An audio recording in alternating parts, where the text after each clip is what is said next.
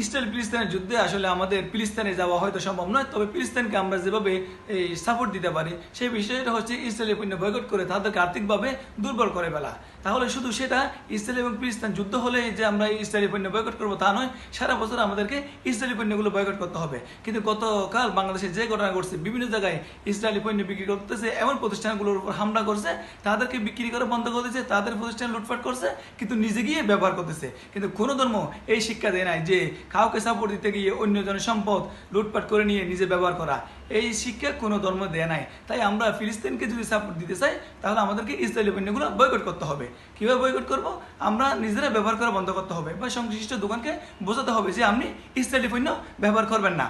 তাহলে দেখা যাবে যে আমরা যদি নিজেরাই ক্রয় না করি তাহলে ক্রমান্বয়ে এসে বিক্রি বন্ধ করে দিবে। কারণ আমাদের মনে রাখা উচিত, বাংলাদেশে একসময় 5 স্টার, সিজার পিলার এই সিগারেটগুলো খুব প্রচলিত ছিল।